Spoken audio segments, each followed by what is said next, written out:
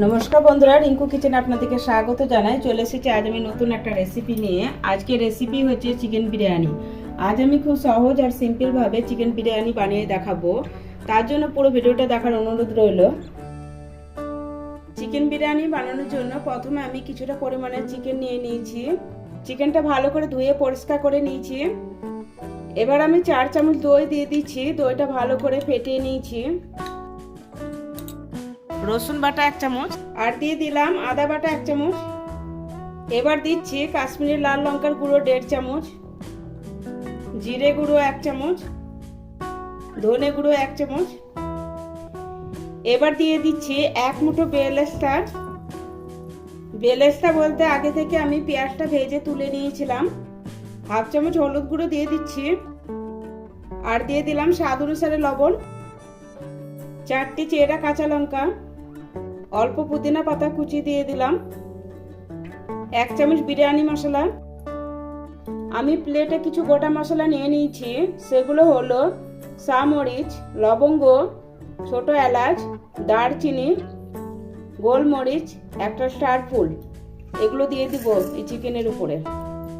এবার আমি দিয়ে দিচ্ছি অল্প পরিমাণে সরষের তেল। এবার আমি চিকেনের সাথে সব উপকরণগুলো খুব ভালোভাবে মাখিয়ে নিব। খুব ভালোভাবে চিকেনটা আমি মশলার সাথে মাখিয়ে নিয়েছি। এবার আমি ঢেকে 30 মিনিটের জন্য রেখে দিব।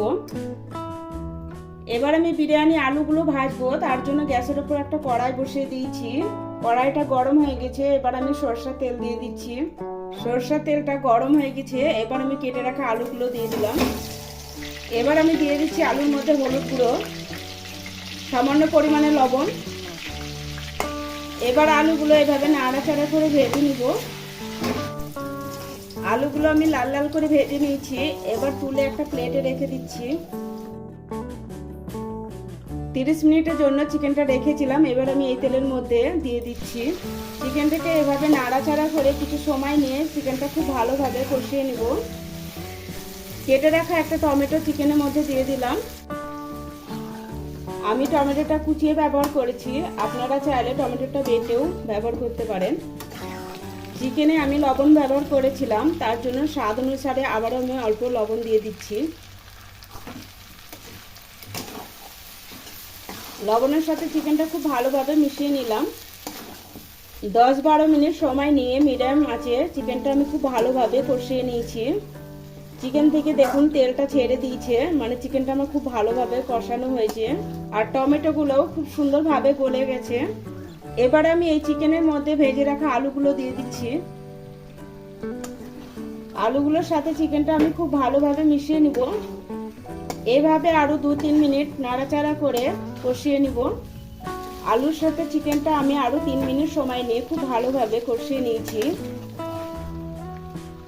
যে প্লেটে চিকেনটা মাখিয়ে রেখেছিলাম সেই প্লেটটা ধুয়ে অল্প একটু জল দিয়ে দিচ্ছি, যাতে আলুটা খুব ভালোভাবে সেদ্ধ হয়। এবার এই জলের সাথে খুব ভালোভাবে মিশিয়ে নিব। খুব ভালোভাবে মিশিয়ে নিয়েছি।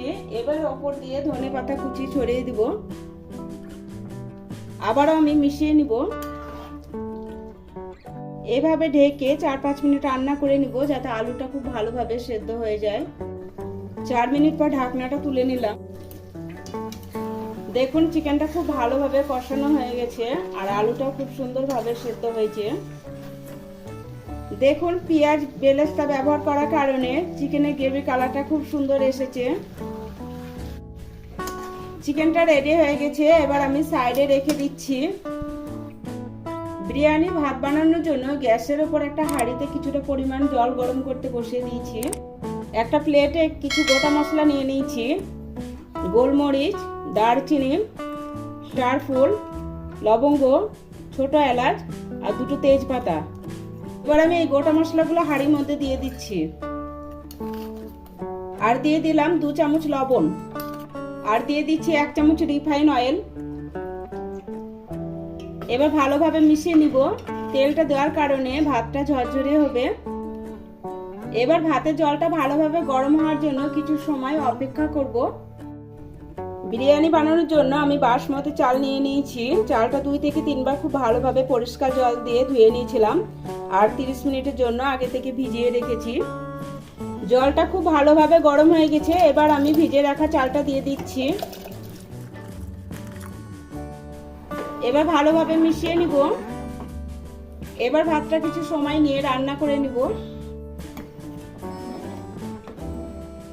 বিরিয়ানি বানানোর আগে চালটা অবশ্যই ভিজিয়ে রাখবেন, তাহলে ভাতটা বানাতে বেশি সময় লাগবে না। ভাতটা হয়েছে নাকি চেক করে নিব। দেখুন ভাতটা 80% সিদ্ধ হয়েছে, এর বেশি আর ভাতটা সেদ্ধ করব না। এবার আমি গ্যাসটা বন্ধ করে দিচ্ছি আর ভাতের জলটা ঝরিয়ে নিব। ভাতটা আমি জল ঝরিয়ে একটা থালাতে রেখে দিচ্ছি। দেখুন ভাতগুলো খুব সুন্দর ঝরঝরে হয়েছে। বিরিয়ানিটা দম দিব, তার জন্য একটা পাত্রে নিয়ে নিয়েছি। পাত্রের মধ্যে ঘি দিয়ে দিচ্ছি। ঘিটা আমি চারিদিক এভাবে লাগিয়ে নিব।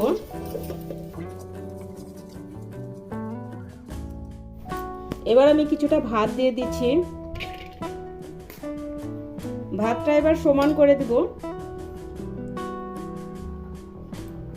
এবারে ভাতের ওপর মাংস আর আলুটা দিয়ে দিব। চিকেনগুলো আর আলুটা খুব ভালোভাবে ভাতের চারিদিকে এভাবে ছড়িয়ে দিলাম। চিকেনের উপর ভাত দিয়ে দিচ্ছি। ভাতটা এবার সমান করে নিব হাত দিয়ে। ভাতের উপর দিয়ে এবার 1 চামচ ঘি ছড়িয়ে দিব। এবার 1 চামচ কেওড়া জল দিয়ে দিচ্ছি। 1 চামচ গোলাপ জল দিয়ে দিলাম। এবার উপর দিয়ে বেলেস্তা ছড়িয়ে দিব। আর দিয়ে দিচ্ছি পুদিনা পাতা। এবার দিয়ে দিলাম ধনে পাতা কুচি।